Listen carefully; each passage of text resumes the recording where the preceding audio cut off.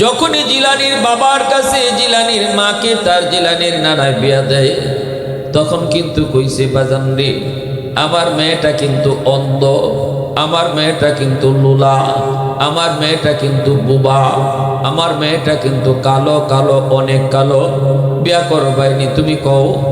আব্দুল কাদের জিলানির বাবা আবু সালে জঙ্গি কয় আমি রাজি। কেন রাজি? কারণ এই মালিকের গাছের একটা ফল খাইলিছিলেন, অনুমতি ছাড়া পেটের বুকে একটা ফল খাইলিছেন। এই ফলটার মাপ নেওয়ার জন্য আব্দুল কাদের জিলানির বাবা তখন কয় ঠিক আছে, আমি আতুর লোলা ল্যাংরা বউ নিয়া সংসার করতে রাজি আছি, তবুও একদিনের জন্য জাহান্নামের আগুন আমি সইতে রাজি না। আপনার গাছের একটা ফল খাওয়ার কারণে এই ফলের মাপ যদি আপনি না দেন, তাহলে তো আমাকে জাহান্নামের আগুনে জ্বলতে হবে। না, আমি জাহান্নামের আগুন সইতে পারবো না। প্রয়োজনে আমি আতুর ল্যাংড়া লুলা অন্ধ বউ নিয়া জীবন কাটায় দিব। সুবহানাল্লাহ। 60-70 বছরের হায়াতের জীবন কোনো না কোনো ভাবে আমার কেটে যাবে, কিন্তু জাহান্নামের আগুন সইতে পারবো না। বিয়া হওয়ার পর তিনি যখন বাসর করে যায় ঢুকলেন, দুইকা তিনি দৌড় দিয়ে আবার বের হয়ে আইছেন, আইয়া বলতেছেন আব্বা আপনি আমারে কার ঘরে পাঠাইছেন, আপনি আমারে কার ঘরে পাঠাইছেন? মনে হয় আমি ভুল করছি, নাইলে আপনি ভুল করছেন। তখনই শ্বশুরে কয় বাবা কি হইছে? কয় আপনি তো বললেন অন্ধ, আপনি বললেন বোবা, আপনি বললেন আতুর, আপনি বললেন কালো, কিন্তু আমি যেই ঘরে ঢুকছি ঢুকে দেখি পালঙের মধ্যে বাসর করে যেই মেয়েটা বসে আছে তার চেহারাটা পূর্ণিমার চাঁদের চেয়েও বেশি সুন্দর। আপনি কইলেন সে কথা কইতে পারে না, ঢুকা মাত্রই সে আমারে সালাম জানায়। আপনি কইলেন তার চোখ নাই, আমি তার চোখ দেখেছি, হরিণের মতো ডাগর ডাগর চোখ। সে লোলা হাঁটতে পারে না, আমি তার পা দেখেছি। মনে হয় আমি ভুলে অন্য কোন মহিলার ঘরে ঢুকে পড়েছি, মনে হয় আপনি আমারে ভুলে অন্য কারো ঘরে ঢুকাইয়া দিয়েছেন। এইবার জিলানির নানা আব্দুল কাদের জিলানির নানা বলতেছে বাজান রে শুন, আমি যা বলেছি ঠিক বলেছি। আমার মেয়েটা, আমি যে বলছি সে অন্ধ, আমি যে বলছি সে লোলা, আমি যে বলছি সে বোবা, কারণ হলো আমার মেয়েটা জীবনে কোনো দিন বেগানা পুরুষ দেখে নাই, এজন্য কইছি সে চোখে দেখে না। আমার মেয়েটা জীবনে কোনোদিন পর্দার বাহিরে যায় নাই, এজন্য কইছে আটতে পারে না। আমার মেয়েটা জীবনে কোনোদিন বেগানা পুরুষের সাথে কথা কয় নাই, এজন্য কইছি বোবা, কথা কইতে পারে না। মূলত তুমি যারা দেখছো বাসর করে বসা, সেই হলো তোমার বিবি, তোমার স্ত্রী। আব্দুল কাদের জিলানির আব্বা আবু সালে জঙ্গি তখন বুঝলেন এমন একজন মা আর এমন একজন বাবার গর্ভ থেকেই আল্লাহ পাক জগৎ বিখ্যাত ওলিদের সরদার আব্দুল কাদের জিলানির জন্ম আল্লাহ দিয়েছে। জোরে বলি আল্লাহু আকবার। মুসলমানের আওয়াজে আল্লাহু আকবার। वहदत की हिफाजत नहीं बेकुव्वत बाजो, वहदत की हिफाजत नहीं बेकुव्वत बाजो, आती नहीं कुछ कमी अक्ल खुदा दाद, आती नहीं कुछ कमी अक्ल खुदा दाद। ऐ मर्द खुदा तुझको उक़ुव्वत नहीं हासिल, जा बैठ किसी गार में अल्लाह को कर याद, जा बैठ किसी गार में अल्लाह को कर याद। ये सच है कि बातिल की तरफदार नहीं हम, गद्दार न समझो गम गद्दार नहीं हम, गद्दार न समझो गम गद्दार नहीं हम। মুসলমানের আওয়াজে কো আল্লাহু আকবার। এই নারীদেরকে ইসলাম সম্মান দিয়েছে। ইসলাম আসার আগে নারীদের কোনো সম্মান ছিল না, নারীদের কোনো মর্যাদাই ছিল না। এক পশু পাখির দাম ছিল, নারীর কোনো দাম ছিল না, ঘরের বউয়ের কোনো দাম ছিল না। মেয়ে সন্তান জন্ম নিলে পরে এই মেয়েটাকে তারা জীবন্ত কবর দিয়ে দিত। যখনই শুনতো মেয়ে সন্তান জন্ম নিছে বাবার চেহারা কালো হয়ে যেত, কারণ সমাজের ভিতরে এটা ছিল অনেক অসম্মানী, সমাজের ভিতরে ছিল এটা বড় কলঙ্ক। অমুকে তমুকের কাছে যে বসতে পারতো না, কেউ তার কথা শুনতো না। কয় তোর মেয়ে হইছে, তুই আবার কি কথা কইবি, তোর মেয়ে হইছে তুই আবার কেমনি মুখ দেখাবি। এজন্য মেয়ে সন্তান জন্ম হইলে পরে সেই জাহিলি যুগের বাবারা দরজা বন্ধ করে করা বসা থাকতো, ঘর থেকে বের হতো না যতক্ষণ পর্যন্ত না মেয়েটাকে জীবন্ত কবর না দিবে, এর আগ পর্যন্ত ওরা ঘর থেকে বের হতো না। সেই যুগটাতে ইসলাম নারীদেরকে মর্যাদা বাড়ায় দিছে রে যুবক। আজ যেই সমস্ত নাস্তিকের দলেরা কয় ইসলাম নারীরে ঠকাইছে, এদের বোঝা দরকার ইসলাম আসার আগে নারীদেরকে জীবন্ত কবর দেওয়া হইতো, আর বউয়ের কোনো মর্যাদা ছিল না, বউকে কোনো সম্পদ দেওয়া হইতো না। এমনিভাবে মেয়েটাও বাবার সম্পদের কোনো অংশ পাইতো না, বাবা তো মেয়ের কবরই দিয়া দিত। আল্লাহ রসুল সাল্লাল্লাহু আলাইহি ওয়াসাল্লাম এখনো মক্কা শরীফে এই জায়গাটা এরকম ব্যারিকেড দেওয়া, এখনো ওই জায়গাটা এরকম ব্যারিকেড দেওয়া, যেই জায়গার মধ্যে তারা মেয়ে সন্তানকে কবর দিত। হজে গেলে আপনারা এই জায়গাটা এখনো দেখতে পাবেন, সৌদি সরকার ওয়াল দিয়ে ব্যারিকেড করে রাখছে। সেই যুগে আমার নবী, মায়ার নবী, রহমতের নবী নারী জাতির মর্যাদা বাড়াইলেন, মেয়ে হিসাবে মর্যাদা বাড়াইলেন, স্ত্রী হিসাবে মর্যাদা বাড়াইলেন, মা হিসাবে মর্যাদা বাড়াই দিলেন। আল্লাহ নবী বলতেছেন তিনটা মেয়ে সন্তান যার হবে সে আল্লাহ তৈরি জান্নাত পেয়ে যাইব। রসুল বলেন তিনটা মেয়ে সন্তান যার হইব, এই মেয়েটাকে যে সে দিনদারি শিখাইব, দিনদার ছেলের কাছে বিয়ে দিব, সম্পদ দিকা টাকা দিকা জুয়াকুর গাঞ্জাকুরের কাছে বিয়া দিবে না, না না নামাজি ছেলে দিকা মেয়েটারে বিয়ে দিবে এবং মেয়েটারে দিন শিখাবে, মেয়েটারে কোরআন শিখাবে, মেয়েটারে আখেরাত বুঝাবে। না না কয় কেমনে, কয় না তারে পরিবেশ রাখবে, এমন পরিবেশে তারে পড়ালেখা করাবে যেই পরিবেশে গেলে পরে কোরআন শিখে, যেই পরিবেশে গেলে পরে আখেরাত বুঝে, যেই পরিবেশে গেলে পরে আল্লাহরে চিনে, যেই পরিবেশে থাকলে পরে আল্লাহর ভয় অন্তরে রাখে। ওই পরিবেশে বাপ মা তারে বড় করছে, লেখাপড়া করাইছে। আল্লাহর রসুল বলেন এই তিনটা মেয়ে যেই বাবার হইব, আর এই বাবা তিনটা মেয়েরে দিন শিখাইয়া দিনদার ছেলের কাছে বিয়া দিব, আমি রসুল বললাম এই বাপ মার জন্য জান্নাত ওয়াজিব। সাহাবীরা প্রশ্ন করেন নবী গো, দুইটা মেয়ে যদি কারো হয় তার জন্য কি কোনো সংবাদ আসেনি? রসুল বলেন দুইটা মেয়ে যার আছে সেও যদি দুইটা মেয়েরই দিনদারি শিখায়, এরপরে দিনদার ছেলের কাছে বিয়া দেয়, দিনই পরিবেশে তারে পড়ালেখা করায়, বেপরদায় তারে পড়ালেখা করায় না, যেই পরিবেশে পর্দা আছে ওই পরিবেশে পড়ালেখা করায়, রসুল বলেন ওই দুই মেয়ের বাপ মারেও আল্লাহ পাক জান্নাত দিয়া দিব।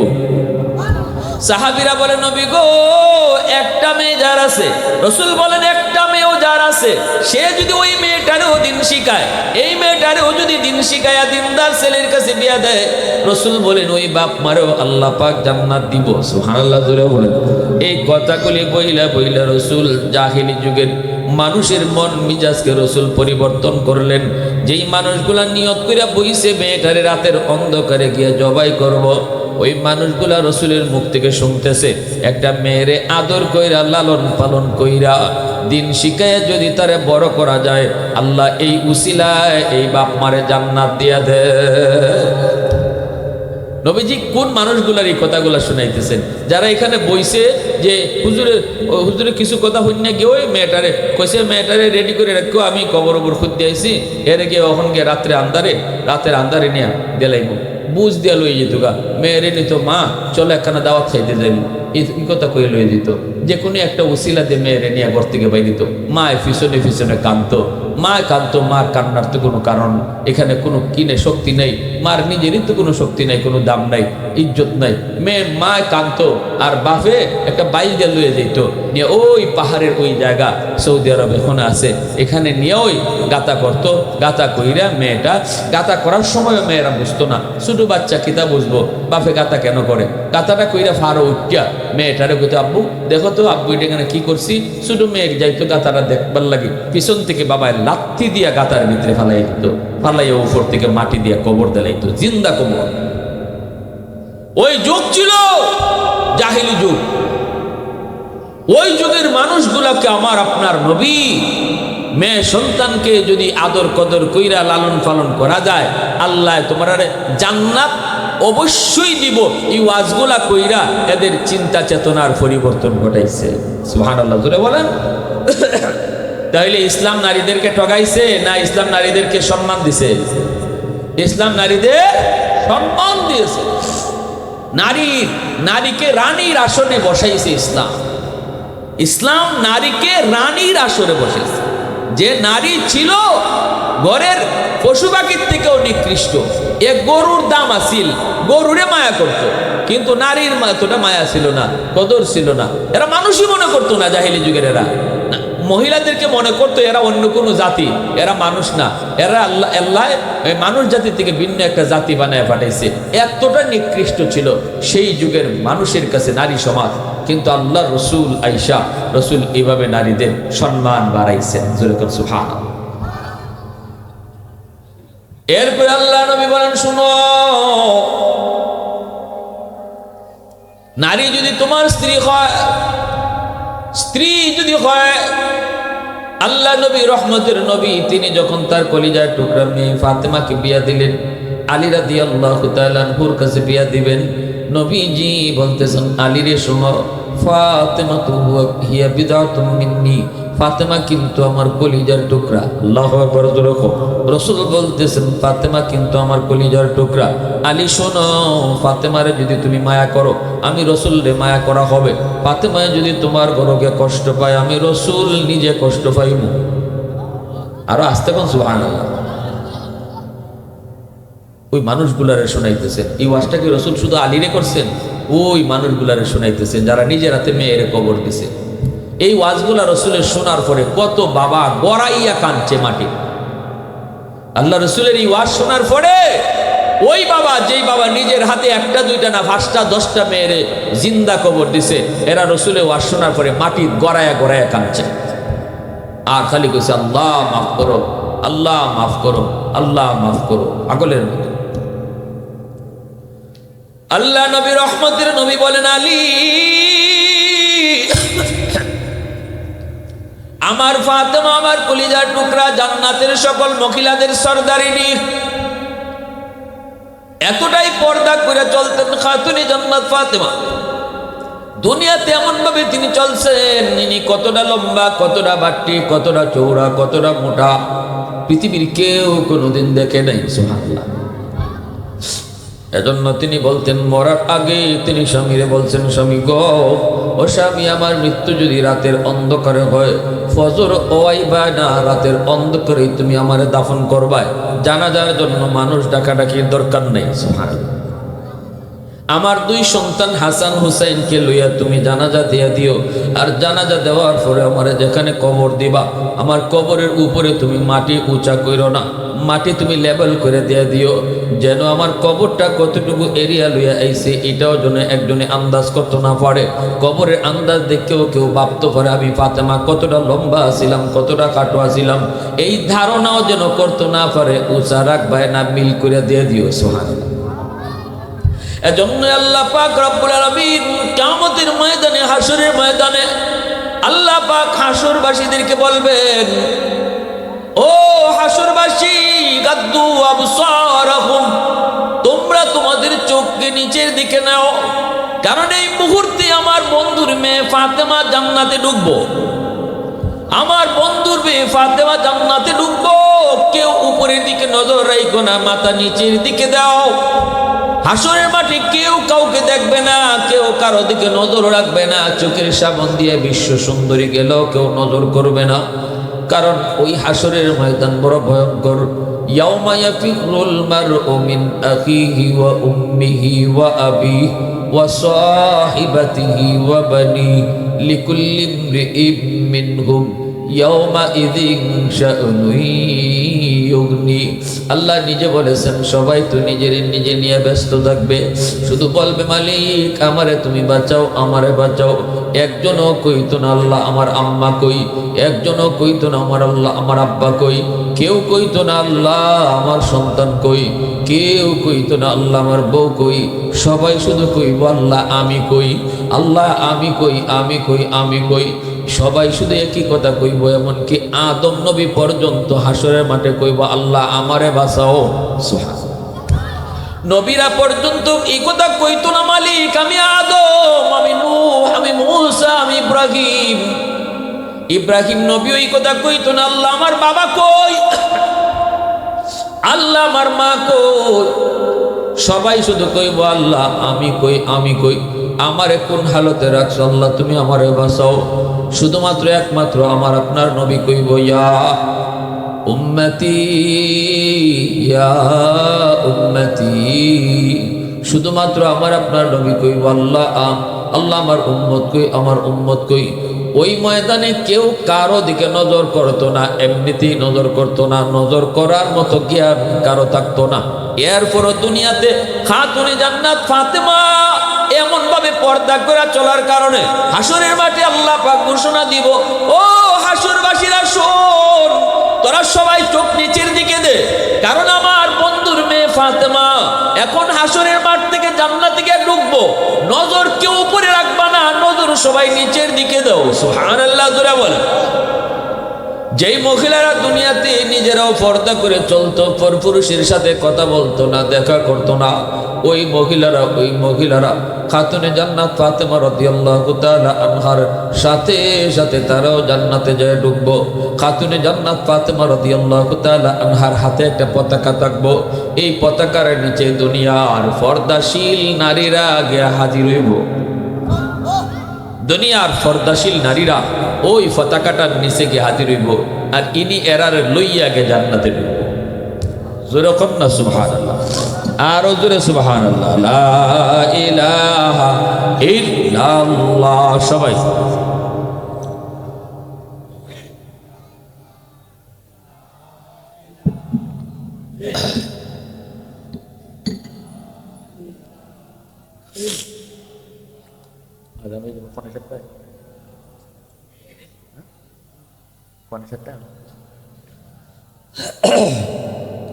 লা ইলাহা ইল্লাল্লাহ, লা ইলাহা ইল্লাল্লাহু মুহাম্মাদুর রাসূলুল্লাহ। জোরে সুরে বলি সাল্লাল্লাহু আলাইহি ওয়াসাল্লাম। তাহলে আমার মেয়ে যদি পর্দাশীল হইতে হয়, নিজে নিজে বানানি দেব, তারে যেখানো গেলে যেখানো ফরাইলে পর্দা শিখবো, এখানে ফরানি লাগবে, ঠিক না? নি ফাতেমা রাদিয়াল্লাহু তাআলা আনহার জীবনী কেমন আছিল এটা কি আমি স্কুলে শিখাইব, কলেজে শিখাইব? যেখানে যে পরিবেশে তারে পড়াইলে শিখায় ওই পরিবেশে পড়াইলে। মনে রাখবেন একটা সমাজ, একটা ঘর শুধু না, একটা সমাজ বদলে যেতে পারে যদি সমাজের নারীরা দিনদার হয়, আল্লাহওয়ালা হয়, দিনদার হয়, আল্লাহওয়ালা হয়। ছোট বাচ্চারা দেখবেন মার সাথে নামাজে খারই যায় যদি মা নামাজি হয়। মা যদি মাথাত কাপড় পরে আটে, ছোট ফুরিটায় মাথাত কাপড় দেওয়া শিখিলায়, ঠিক না? আর যদি মায় বেফর দেয় চলে, জন্মর পর থেকেই দেখে মায় মাথাত কাপড় ছাড়া চলেন, বেড়াইতের সাথে কথা কইন, রাস্তাত আটেন, বাজারও দেন গিয়া, ই মেয়ের বড় হইলে বাপে ফিটাইয়াও বোরকা পরাইতে পারে, কারণ হে দেখকে দেখকে শিখে আইছে বেফর্দা। আর যদি বাচ্চায় দেখকে দেখকে শিখে ফর্দা, তাহলে বাপে কইয়া ফর্দা করানি লাগে না, মেয়ে একটু বড় হইলে আব্বা আমারে বোরকাই নেবে। এই জন্য ঘরের পরিবেশ ঠিক করেন। ঘরের পরিবেশ ঠিক করতে হইলে একজন দিনদার নারী লাগবে, পর্দাশীল নারী লাগবে, আল্লাহওয়ালা নারী লাগবে, খোদাবেরু নারী লাগবে। এজন্যই রাসূল কইছেন সুন্দর পরে দেখো, বংশ পরে দেখো, দ্বন্দ্বৌলত পরে দেখো, আগে দিনদারি দেখো। আগে যদি তুমি দিনদারি ফাইলাও, এরপরে তুমি দেখো বংশ পাইলে বালা, সুন্দর ফাইলেও বালা, টাকা পয়সা থাকলে বালা, এগুলা পরেরটা। আগে হইছে ফাজফার বিজাতি দ্বীন, ফাজফার বিজাতি দ্বীন। আজকে আমাদের সমাজে কেন দিন যত যাইতেছে, কেন সমাজ এতটা নষ্ট হইতেছে? ফুলাফানগুলা ইয়াবাকুর, গাঞ্জাকুর, মদকুর কেন হইতেছে? এত মা বাবা কান্দে, হুজুর দোয়া করেন আমার ফুলাটা তো বাবা হয়ে গেছে। এমন তো হওয়ার কথা ছিল না। তুমি মা তো আব্দুল কাদের জিলানির মা, মঈনুদ্দিন চিশতির মা। আল্লাহ তো চিশতির দরজা বন্ধ রাখে নাই, নবীর দরজা তো আল্লাহ বন্ধ করেছে। হবিগঞ্জের মুহাদ্দিস সাহেব আসার দরজা আল্লাহ বন্ধ করে নাই, কাতিয়ার শেখ সাহেব আসার দরজা আল্লাহ বন্ধ করে নাই, কৌরিয়া শেখ সাহেব আসার দরজা বন্ধ করে নাই, বরুণার শেখ সাহেব আসার দরজা আল্লাহ বন্ধ করে নাই। আল্লাহ এই কথা কয় নাই বরুণার সাহেব গেছি গিয়ে আর দুনিয়া তাইতো না। আল্লাহ এই কথা কয় নাই আব্দুল কাদের জিলানি গেছি গিয়া জিলানির মতো জিলানি আর আসবে না। আল্লাহ বলছে আমার রসুল গেছি গিয়া রসুলের মতো রসুল আর আসবে না, রসুলের মতো আর কোনো নবী আসবে না, কিন্তু কোনো অলি আসবে না, এই কথা আল্লাহ কয় নাই। এরপরে আসে না কেন? কারণ একটাই, ফ্যাক্টরি যেখান থেকে অলি আসার ফ্যাক্টরির গন্ডগোল লাগিয়ে গেছি গিয়া। ঠিক কিনা জোরে খাও? অলি আল্লাহ আসার ফ্যাক্টরি হলো মা, একজন দিনদার আল্লাহওয়ালা মা। মা যদি এরকম আল্লাহওয়ালা হয়, চিশতির মার মতো মা হয়, জিলানির মার মতো মা হয়, তাহলে আজও আল্লাহ জিলানির জন্ম দিবে, হ্যাঁ চিশতির জন্ম দিবে। এজন্য যুবকদেরকে বলবো, বিয়া করবায় কিন্তু বিয়া করার সময় টার্গেট নিবাই না। আমি ওই টেকা দেখিয়া আর ওই লাল রং দেখিয়া দৌড় দিব না। আমার মনে রাখতে হইব, আমার বউ শুধু বউ না, আমার বউর সবচেয়ে বড় পরিচয় হলো আমার বউ কয়েকদিন পরেই আল্লাহ যদি দেয় আমার সন্তানের মা হইব। অতএব আমার সন্তানের মা আমি কারে বানাইতেছি, আউলাকে শিরে নাকি ফর্দা নিশিন্দে? এই জিনিসটা মাথার রাখিয়া বিয়ার চিন্তা করো।